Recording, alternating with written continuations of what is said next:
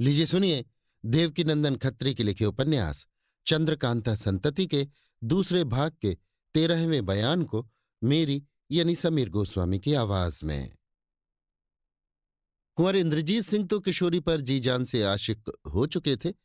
इस बीमारी की हालत में भी उसकी याद इन्हें सता रही थी और ये जानने के लिए बेचैन हो रहे थे कि उस पर क्या बीती, वो किस अवस्था में है और अब उसकी सूरत कब किस तरह देखनी नसीब होगी।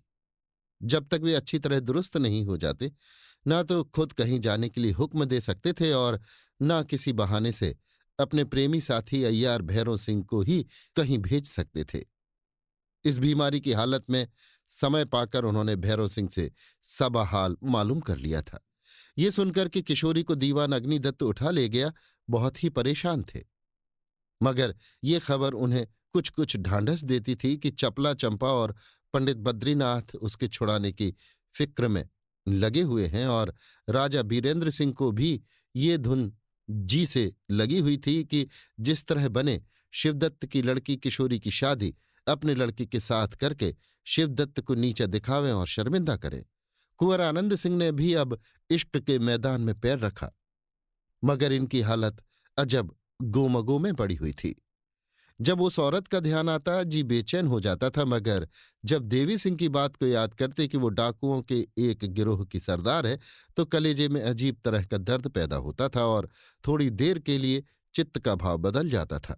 लेकिन साथ ही इसके सोचने लगते थे कि नहीं, अगर वो हम लोगों की दुश्मन होती तो मेरी तरफ देखकर प्रेम भाव से कभी न हंसती और फूलों के गुलदस्ते और गजरे सजाने के लिए जब उस कमरे में आई थी तो हम लोगों को नींद में गाफिल पाकर जरूर मार डालती।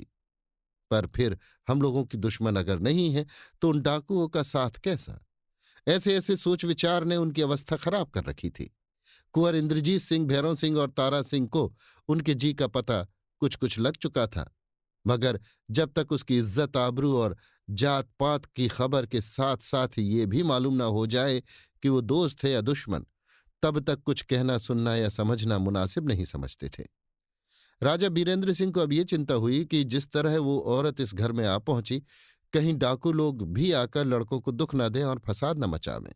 उन्होंने पहरे वगैरह का अच्छी तरह इंतजाम किया और ये सोचकर कि कुंवर इंद्रजीत सिंह अभी तंदुरुस्त नहीं हुए हैं, कमजोरी बनी हुई है और किसी तरह लड़ भिड़ नहीं सकते, इनको अकेले छोड़ना मुनासिब नहीं, अपने सोने का इंतजाम भी उसी कमरे में किया और साथ ही एक नया तथा विचित्र तमाशा देखा।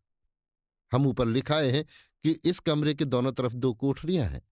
एक में संध्या पूजा का सामान है और दूसरी वही विचित्र कोठरी है जिसमें से वो औरत पैदा हुई थी।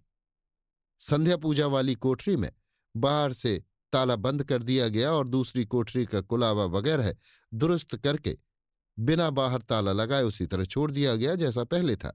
बल्कि राजा बीरेंद्र सिंह ने उसी दरवाजे पर अपना पलंग बिछवाया और सारी रात जागते रह गए। आधी रात बीत गई मगर कुछ देखने में न आया। तब बीरेंद्र सिंह अपने बिस्तर पर से उठे और कमरे में इधर उधर घूमने लगे। घंटे भर बाद उस कोठरी में से कुछ खटके की आवाज आई। बीरेंद्र सिंह ने फौरन तलवार उठा ली और तारा सिंह को उठाने के लिए चले, मगर खटके की आवाज पर तारा सिंह पहले ही से सचेत हो गए थे। अब हाथ में खंजर ले वीरेंद्र सिंह के साथ टहलने लगे। आधी घड़ी के बाद जंजीर खटकने की आवाज इस तरह पर हुई जिससे साफ मालूम हो गया कि किसी ने इस कोठरी का दरवाजा भीतर से बंद कर लिया। थोड़ी ही देर के बाद पैर की धमाधमी की आवाज भीतर से आने लगी, मानो 4-5 आदमी भीतर उछल कूद रहे हैं। बीरेंद्र सिंह कोठरी के दरवाजे के पास गए और हाथ का धक्का देकर किवाड़ खोलना चाहा, मगर भीतर से बंद रहने के कारण दरवाजा न खुला। लाचार उसी जगह खड़े हो भीतर की आहट पर गौर करने लगे। अब पैरों की धमाधमी की आवाज बढ़ने लगी और धीरे धीरे इतनी ज्यादा हुई कि कुंवर इंद्रजीत सिंह और आनंद सिंह भी उठे और कोठरी के पास जाकर खड़े हो गए। फिर दरवाजा खोलने की कोशिश की गई पर ना खुला। भीतर जल्द जल्द पैर उठाने और पटकने की आवाज से सभी को निश्चय हो गया कि अंदर लड़ाई हो रही है। थोड़ी ही देर के बाद तलवारों की झंझनाहट भी सुनाई देने लगी। अब भीतर लड़ाई होने से किसी तरह का शक न रहा। आनंद सिंह ने चाहा कि दरवाजे का कुलावा तोड़ा जाए, मगर बीरेंद्र सिंह की मर्जी न पाकर सब चुपचाप खड़े आहट सुनते रहे। यकाएक धमधमाहट की आवाज बढ़ी और तब सन्नाटा हो गया। घड़ी भर तक ये लोग बाहर खड़े रहे मगर कुछ मालूम न हुआ और न फिर किसी तरह की आहट या आवाज ही सुनाई दी। रात सिर्फ 2 घंटे बल्कि इससे भी कम बाकी रह गई थी। पहरे वाले टहलकर अच्छी तरह से पहरा दे रहे हैं या नहीं, ये देखने के लिए तारा सिंह बाहर गए और सभी को अपने काम पर मुस्तैद पाकर लौट आए। इतने ही में कमरे का दरवाजा खुला और भैरव सिंह को साथ लिए देवी सिंह आते दिखाई पड़े। ये दोनों अय्यार सलाम करने के बाद बीरेंद्र सिंह के पास बैठ गए मगर ये देखकर कि यहां अभी तक ये लोग जाग रहे हैं ताज्जुब करने लगे। देवी, आप लोग इस समय तक जाग रहे हैं? बीरेंद्र, हाँ, यहां कुछ ऐसा ही मामला हुआ जिससे निश्चिंत हो ना सके। देवी, सो क्या? बीरेंद्र, खैर तुम्हें यह भी मालूम हो जाएगा, पहले अपना हाल तो कहो। भैरव सिंह की तरफ देखकर, तुमने उस औरत को पहचाना? भैरव, जी हां, बेशक वही औरत है जो यहां आई थी, बल्कि वहां एक और औरत दिखाई दी। बीरेंद्र, यहां से जाकर तुमने क्या किया और क्या क्या देखा, सो खुलासा कह जाओ। भैरव सिंह ने जो कुछ देखा था कहने के बाद यहां का हाल पूछा। बीरेंद्र सिंह ने भी यहां की कुल कैफियत कह सुनाई और बोले, हम यही राह देख रहे थे कि सवेरा हो जाए और तुम लोग भी आ जाओ तो इस कोठरी को खोलें और देखें कि क्या है, कहीं से किसी के आने जाने का पता लगता है या नहीं। कोठरी खोली गई। एक हाथ में रोशनी, दूसरे में नंगी तलवार लेकर पहले देवी सिंह कोठरी के अंदर घुसे और तुरंत ही बोल उठे, वाह वाह, यहां तो खून खराबा मच चुका है।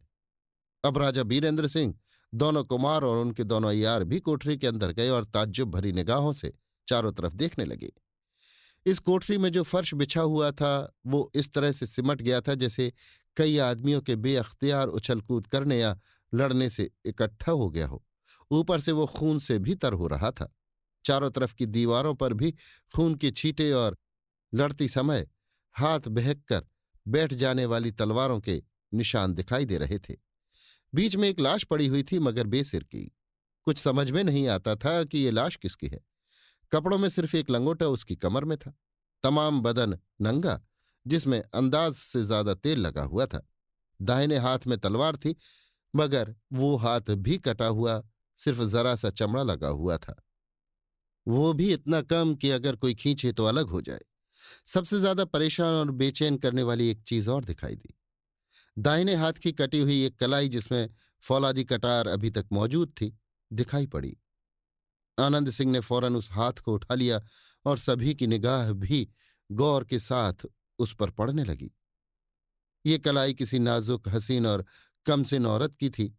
हाथ में हीरे का जड़ाऊ कड़ा और जमीन पर मानिक की 2-3 बारीक जड़ाऊ चूड़ियां भी मौजूद थीं। शायद कलाई कटकर गिरते समय ये चूड़ियां हाथ से अलग हो जमीन पर फैल गई हों।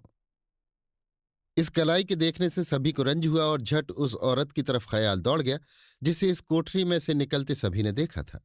चाहे उस औरत के सबब से ये कैसे ही हैरान क्यों न हो, मगर उसकी सूरत ने सभी को अपने ऊपर मेहरबान बना लिया था। खास करके कुंवर आनंद सिंह के दिल में तो वो उनके जान और माल की मालिक ही होकर बैठ गई थी। इसलिए सबसे ज्यादा दुख छोटे कुंवर साहब को हुआ। ये सोचकर कि बेशक ये उसी औरत की कलाई है, कुंवर आनंद सिंह की आंखों में जल भर आया और कलेजे में एक किस्म का दर्द पैदा हुआ। मगर इस समय कुछ कहने या अपने दिल का हाल जाहिर करने का मौका न समझ उन्होंने बड़ी कोशिश से अपने को संभाला और चुपचाप सभी का मुंह देखने लगे। पाठक, अभी इस औरत के बारे में बहुत कुछ लिखना है, इसलिए जब तक ये मालूम न हो जाए कि ये औरत कौन है तब तक अपने और आपके सुबीते के लिए हम इसका नाम किन्नरी रख देते हैं। राजा बीरेंद्र सिंह और उनके अय्यारों ने इन सब अद्भुत बातों को जो इधर कई दिनों में हो चुकी थी छिपाने के लिए बहुत कोशिश की मगर ना हो सका। कई तरह पर रंग बदलकर ये बात तमाम शहर में फैल गई। कोई कहता था महाराज के मकान में देव और परियों ने डेरा डाला है। कोई कहता था गया जी के भूत प्रेत इन्हें सता रहे हैं।